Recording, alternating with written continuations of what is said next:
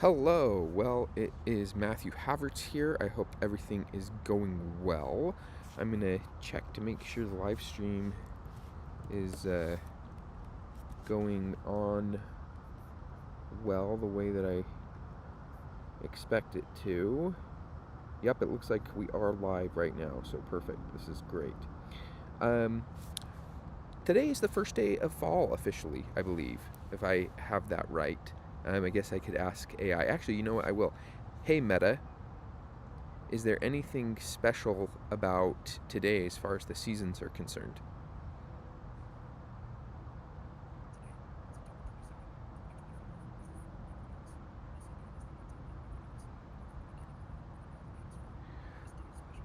Fall equinox is what Meta is telling me. I'm hearing it right now. Thank you. Thank you. Thank you.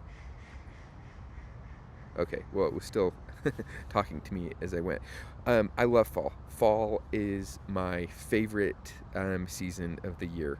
This last week, we went to a fall festival at a place here in Utah called Cross E Ranch, and it was wonderful. I don't. It's not a fall festival. It's just their fall opening. But they had a corn maze. We went through a corn maze as a family. They have slides. They have hay rides, and it was just really fun.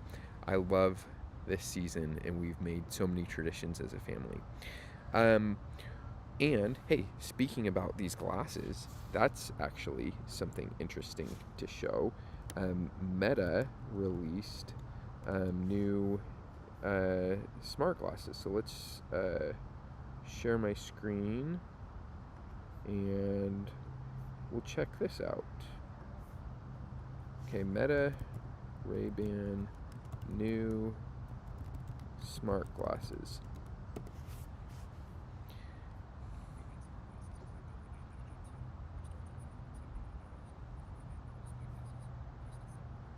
Okay, I think these are the regular ones right here. Oh, here we go. In-lens intelligence. So here, maybe these are the new ones. So you can see there's a screen on these new ones, and I believe that they. Well, let's actually ask AI when are they being released to buy. It may have told me up here, but I'll just try to get a short answer. September 30th in the United States. That's crazy. That's super fast. So these, if you haven't checked these out, look out a video about them. Really interesting. They come with this wristband that makes it so that you can control the screen with your fingers with different movements, which is just crazy to me. Anyway, just really interesting. I have these Meta Ray Bans that I use, but I'm not necessarily going to be getting a pair right away. I'm going to be waiting to see what Google releases and probably saving up some money. Usually things are a little bit more expensive when they first came out. I actually got these glasses on a Black Friday discount. So I'll be looking for discounts and things like that, which is related to what I want to talk about today. But just interesting. If you hadn't seen this, then check it out. Okay, so you may also notice, by the way, that I am using a different browser this time. And I have, and I think I've showed this in the past, used Comet, a new web browser by Perplexity, which is great. I love it, and I just recently switched back to Edge. So I'm using Microsoft Edge in case you can't tell. Maybe I'll make this smaller so you can see that this looks a little different. And the reason, by the way, that I'm doing this, let me just check to make sure that you're seeing my, yeah, you can, let me adjust this to the right height, maybe a little bit taller. Maybe between those. Maybe you can see this okay. The reason that I'm using this is because Edge has a feature like Comet where you can have an AI assistant. Now I'm on my work account, but I can switch over to personal mode right here. And then I've bookmarked this link. I actually think it just takes me there automatically. And I can click on action and I can say, hey, go and do this thing in the web browser for me. And I've tried this before. It was lagging behind where Comet was, and there are still some bugs. It's in this beta feature, but it works. And so I switched over to Edge because there's other features that are in Edge that I like, and so I wanted to try it and keep up with some of these. But by the way, I think I've mentioned this in the past, but in case you didn't know, there's a bunch of tools now that will control a browser. So there's agent mode. We've talked about this in Chat GPT. So you can, oh, I'm not logged in. Okay, we're gonna exit out of personal mode because I know I'm logged in over here. So you can click on agent mode, and that will control a browser, and we'll probably talk about that today as well. But if you want to pay extra because it costs a lot, Google has, let's see, labs.google.com, I think is what it is, experiments. They have something that will control your browser as well, and I can't remember what it's called now. Is it this one? AI mode, our most powerful? No, it's not this. Notebook LM. Oh, Project Astra. This is it. Okay, so Google also has something that will control your browser, so you can say, hey, go and do these things. And by the way, I'm sorry that I'm not showing any of this because I've already showed it, I think, in previous AI personal development sessions. But you can go in and you can say, hey, Chrome, go and like do this thing in my behalf. And so you don't have to click on anything. Hands-free, it will go and control the browser and do that thing for you. And that's what Comet by Perplexity does, and agent mode, and I just showed what Copilot is releasing. And Anthropic also has a solution like this too. Let's go to news. It's probably buried a little while, but they have a Chrome extension, there we go, that will also control your browser. So it seems like this is the way that things are going, is AI controlling a web browser for you. But because Edge by Copilot by Microsoft has a way to do that, I'm switching to Copilot. And the reason is because I'm switching to Edge. And the reason is because there are some things I really like about Edge. It has this built-in, you can just compare tabs right next to each other, and then you can close out of that. And it also has a read aloud thing. So I can hit read aloud, and this is just built into Edge. Piloting Claude for Chrome. We've spent recent months connecting Claude to your calendar, documents, and many other pieces of software. The next logical step is letting Claude work directly in your browser. We view browser using AI as inevitable. So much work happens in browsers that giving Claude the ability to see what you're looking at. And by the way, I can change the voice. So in the read aloud, I can change the speed. I have it on pretty fast right now. And so just having a button I can click on, and then I also have AI right here, right? Which is similar to what Comet by Perplexity has. And I can just say, give me a 2-sentence summary. And we'll look at my open tab and say, hey, here's a 2-sentence summary. Anthropic is piloting Claude for a Chrome extension that lets trusted users instruct Claude to take actions in their browser, right? So exactly what I just said. But obviously, Comet has something like that, and they have even more features. And so, pros and cons. There are things that I like about Comet that Edge doesn't have, and there are some things that take a few extra steps in Edge, but overall there are things in Edge I like that Chrome and Comet do not have, and I think I like more about Edge than I like about Chrome or Comet. So anyway, for whatever it's worth, I have officially switched to Edge, and I'll try it at least for the next few weeks and see if I want to switch to a different browser. Other things as well is that you can group tabs together just like you can anywhere else. But unlike, did you see what I just did there? So I'm going to ungroup this now. But you just drag one tab on top of the other and immediately create a group. I don't think I could do that in Comet, and so I really like that. And then also here, by the way, I can close out of this one, but you can see that this is pinned, so I can unpin this or pin it. That's super useful.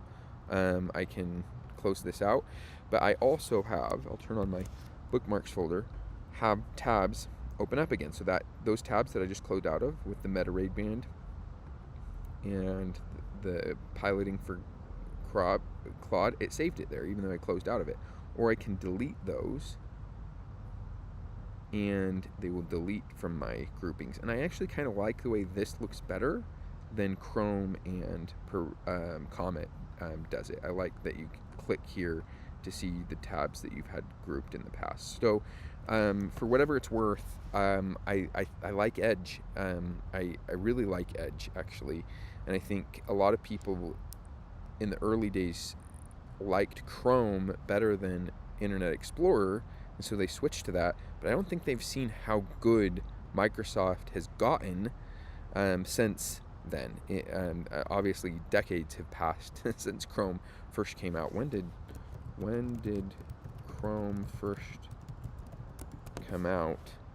I have my default search going to ChatGPT right now, but let's see. Google Chrome was first publicly released in 2008. So let's see, 2018 would have been a decade. So it's almost coming up on 2 decades since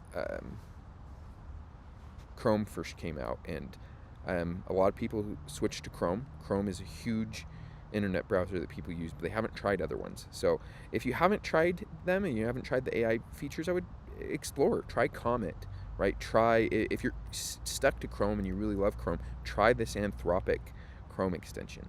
If you want to, try Edge, right? Try some things out because the AI features make it really interesting. Okay, well, let's continue with what we're doing today. Oh, actually, before we do, there's one other thing I want to show you. If this just ends up being kind of like a show and tell session, I think that's okay, because I think that this is useful, hopefully, for people to see some of the things that I've tried. Okay, Google Notebook LM. I had an idea of using this recently. Let me actually, if I already showed this in a previous personal development session, I'm sorry about this, but I think it's useful to show it if I haven't. So I think I'll double up and show it again if I did already. But come follow me. So this is the Sunday school material for the Church of Jesus Christ of Latter-day Saints. If you go to a Sunday school lesson anywhere in the church, you'll be on this current week's material. So this upcoming week is this one, and it's Doctrine and Covenants. This is a book of scripture of the Church of Jesus Christ of Latter-day Saints. Doctrine and Covenants 106 to 108. But there's a lot of reference material here. There's a lot of links in the Sunday school lesson. And by the way, this is something that we're encouraged to study individually before Sunday school happens, and with our families at home. It's a home-centered curriculum. And so I try to study this with my young girls and son. He's just 2, though. He doesn't really understand what's going on. But my oldest girl is turning 10 at the end of December. And so how do you get young kids engaged in this kind of stuff? And there's a bunch of resources. So if I click here, I will end up being taken to this these scriptures, this chapter in the scriptures, but I can also click here and see all the historical context and look at this. They have historical background. They have all these links. You can click on this person and read a lot about this person. You can click on the scriptures itself. You can look at, there's this book in the church has released about church history, and you could read this whole chapter in this book. And so instead of me reading through all this and trying to make it palatable to my family, I'm trying something new, and I'll see how it goes. It's just an experiment. I'm kind of I don't know how I feel about it totally yet because this is the only second time that I've tried it, but it's Google Notebook LM. So Google Notebook LM, let's see, is it LM? Okay, just click on it from there. Okay, so we're gonna have to log in. Where do we log in here? Okay, we're logged in here. And I fed it all the historical context, right? I put all that history information in here. And then I said, create an engaging video. And these were my instructions, by the way. Make this video engaging for young kids. Okay, that's your top priority. And I gave it some information about our family. And I've gone in here and created a video. So we can watch a piece of this video now, see how engaging it is. And I'm going to watch it with my family tonight to kick us off for this week's study. And the last time I tried this, I've only tried it once before, my kids actually found it pretty engaging. So let's watch this and see how engaging it is. Or at least watch a piece of it. Hey everyone, get ready for an awesome story because today we're talking about being on the best team ever, God's team. And guess what? You're already on it, and we're going to figure out what your super important job is. Okay, first question for you. Have you ever been on a team? I'm going to guess the answer is yes. Maybe it was, a team for a sport, like a soccer team, right? You're all running around, passing the ball, working together to score that goal. Everyone has a different job to do, and you all have to work together if you want to win. It's all about teamwork. Or, hey, maybe you've been in a play. A theater cast is totally a team. Everyone has their own special part, their own lines. Must have read the context for my daughters because my middle daughter is in a theater class right now. To say, and when you put it all together, you create something amazing for everyone to see. And you know what? A family is a team, too. You could be a family of adventurers, exploring the world together. Your family is one of the most important teams you will ever be on. You help each other and you look out for each other. That's exactly what a team does. So, in a way, the church is God's big team here on earth. And what does every great team need? A playbook. And we have one. It's in the scriptures, and today we're looking at a part of it called the Doctrine and Covenants. It is packed with instructions straight from our head coach, Heavenly Father. Now, this playbook talks a lot about something called the priesthood. What's that? Well, it's actually super simple. The priesthood is God's power. And the coolest part is, he shares that power with people on his team so they can help him bless everybody. It's like the special power-up that helps our team do awesome things. God's priesthood team kind of has two main squads. First, you've got the Aaronic priesthood. This is like the... Okay, that's actually pretty engaging, and it's directly relevant to the sections. Doctrine and Covenants 107 is all about priesthood offices. So it's talking about Aaronic and Melchizedek. Here we go, right here in the sections: Aaronic, Melchizedek. Talking about the different sections. So this is actually pretty good. Obviously, hopefully I know enough to correct anything that it hallucinates with or gets wrong, but I'm going to watch this with my family tonight and we'll see. Now, this is not the only thing. I wouldn't do this every time we have a scripture study. I actually think I would default to if there was a church video that was released directly from the church first. But in this case, with this week's material, there's not like really an introduction video or a historical context, or sometimes you have like a scripture stories video for kids. And there's not really one of those in the lesson this week, and so I think this is a good potential replacement. And we still read some of the scriptures ourselves as a family and do our own study and lesson planning. But I feel like this can work as a backup when we don't have videos from the church that week. So it's an interesting idea, and I'm excited to try it again tonight and see how it goes.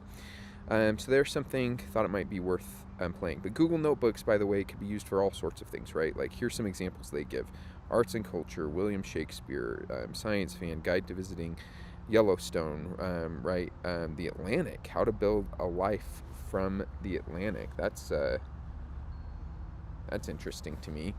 Parenting advice in the digital age. This is interesting as well. So anyway, just lots of sources here, and then you see that they've got a lot of resources, including a podcast episode you can listen to, but you can put your own notebooks together where you feed it a bunch of information, you generate a podcast episode, you can actually talk to the podcast hosts. Really interesting. So yeah, just an interesting way to learn. And you create study guides if you're a student. So like you can see all the options here: audio overview, mind map, reports, flashcards. So it's an interesting tool. Okay, let's move on for the last 10 minutes to I'm just curious. I want to see if we have any viewers. But let's see. Live right now. Well, interesting tool. Mute this. Okay, one watching. Maybe that's me because I just clicked on this, so might not have anybody watching, and that's okay. So anyway, what did we leave off on last time? We left off on this idea of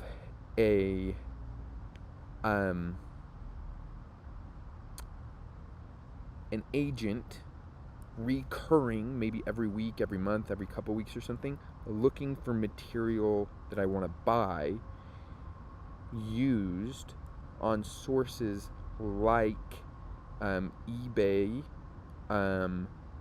Amazon, KSL. I showed this last time. KSL has a classifieds page where they have a bunch of stuff you can search for. I'm actually just curious. I'm going to search for microwave. You can buy a used microwave if you want to, and you can see all different kinds of microwaves that they have. Maybe this actually is the kind. I think we had a microwave breakdown. This might actually be the exact kind that we need. So interesting. It's down in Orem, which is a little distance away from where we have to drive. But anyway, you can buy all sorts of things on KSL Classified. And there's a Facebook group that I showed that is called the Buy Nothing Facebook group. So look through these sources and say, is there anything free or used? Maybe what's it called? Facebook Marketplace might be another one.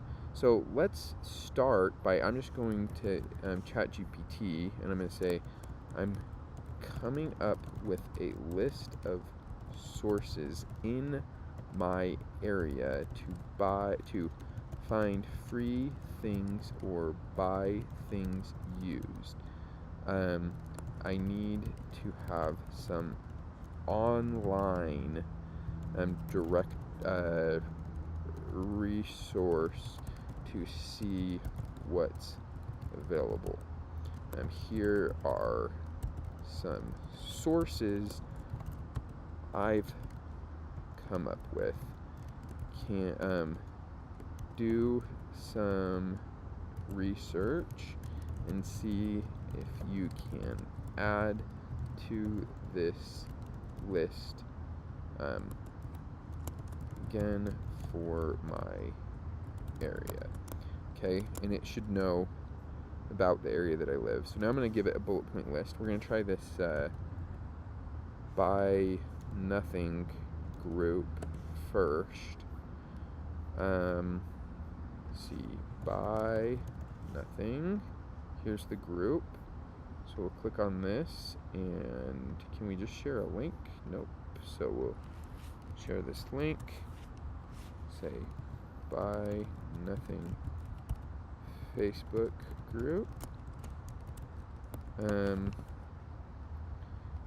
KSL Classified. Maybe I'll put the link there as well.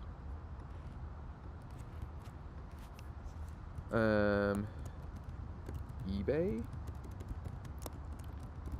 Amazon, filtering by used. Maybe we'll put actually Facebook Marketplace. Okay, so let's see if it comes up with any other ideas.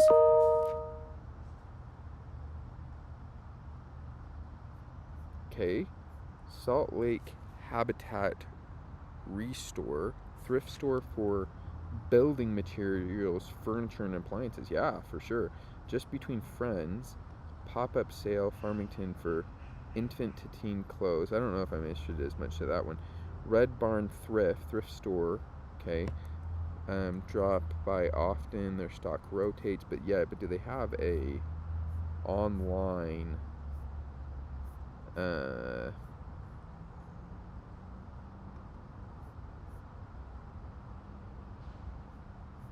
I don't know if that's necessarily a good resource either. Deseret Interesting, I don't think they don't have an online thing.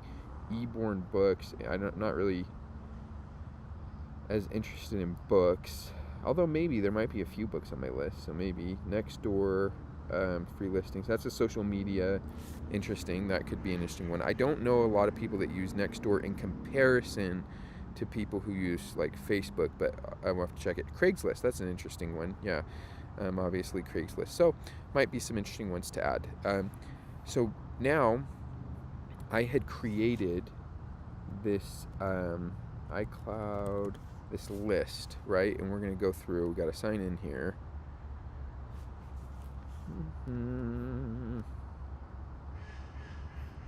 Keep me signed in. Okay, continue with password, sure. Okay, it's going to verify me.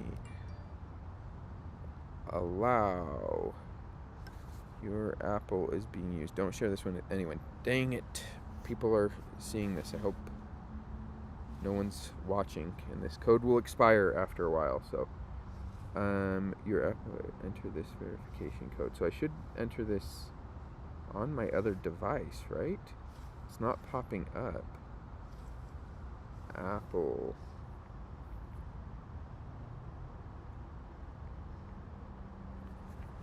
Won't pop up on my watch, would it? See. Okay, tooth enter. Oh.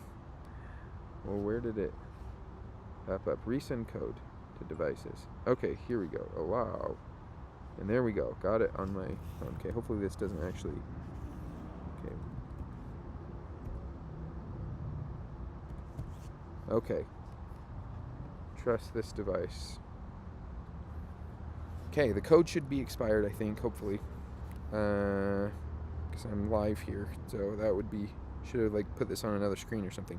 But okay, in this reminders app, maybe I'll generate a new code and just right after this live stream, which is going to end soon. So in this this list, I developed a here we go. A ChatGPT focus on the items on this list, and we have a microwave. We're going to put the details about the microwave, because I had my wife text it to me, into this list here. Okay, details about the microwave. Measure, okay, here we go. Here are the dimensions. Okay, so we're going to put, just going to put this in here. I could have AI do this, but I think it'll be just as fast. Okay, fridge. I'll put dimensions. Width 29. I'm gonna do it with the centimeters. 75.9 centimeters.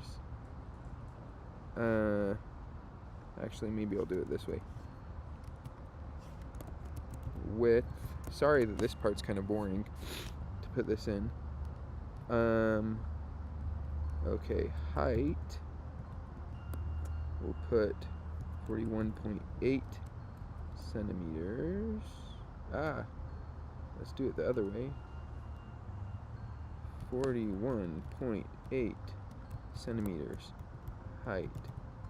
Okay, and then we'll put depth. Let's put 38.7 centimeters. Maybe it would have been faster for AI to have done this. Okay, I'm gonna put something like a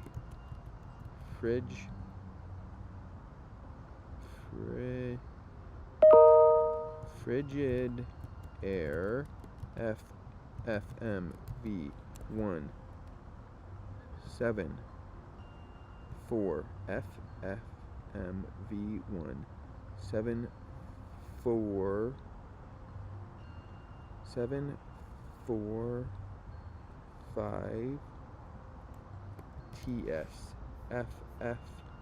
MV1745TS. Something comparable and the same size. So this is the kind of specificity that I want to give AI when I'm doing this. Okay, so we'll keep working on this in the future. Hopefully I'll be a little farther along next time and we can just jump right in. But this is kind of where we left off last time. And I'm going to end us there. Thanks for joining me. Oh, let me switch it over here. And by the way, as always, please don't subscribe. I have 4 subscribers. That's terrible. Unless people are actually caring about the content. So if you go back and watch these later, and you can watch them in double speed. Hey, look, there's a squirrel behind me. Then that's great. Or if you really want to be part of this community, but comment and let me know that you're here. I don't actually want subscribers. I'd rather just be me, the one here with nobody watching, or maybe 1 or 2 people watching that actually want to be here. I'm not trying to build a channel. I'm not trying to make money off of this. So don't subscribe unless you really want to be here and you want to be part of this. And if you do, leave some comments and tell me what you're interested in seeing. That's kind of been my tagline, what I say at the end, and I'll keep saying that. Thanks for joining me today, and next week we'll have another half an hour session on personal development with AI.